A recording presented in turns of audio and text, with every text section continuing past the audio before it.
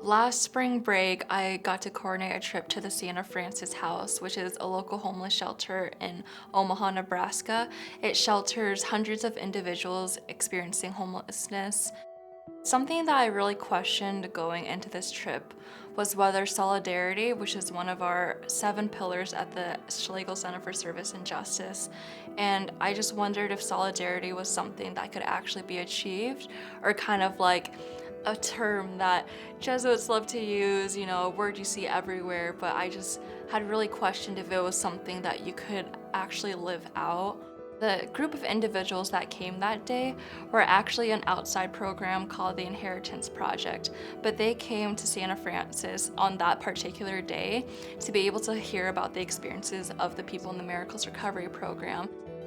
And so when I said refugees at this creative workshop, the leader, he asked me, okay, refugees, I noticed you said that, like, what about the refugee community?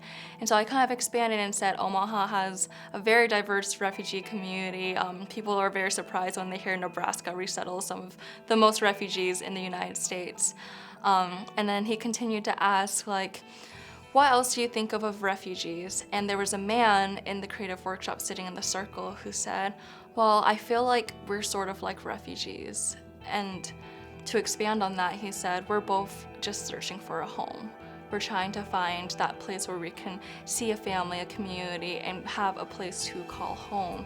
And that moment kind of struck me because this man who was experiencing homelessness at this shelter, going through a Miracles Recovery Program, was trying to find that common thread of connection with a person who is a refugee fleeing persecution in their home. And even though they've had completely different life experiences, he was able to find that common connection. And so the man facilitating the creative workshop asked, so what does that mean? Like, what does freedom mean? Like, you're trying to search for a home. Like, what do you think freedom is when people are looking for that?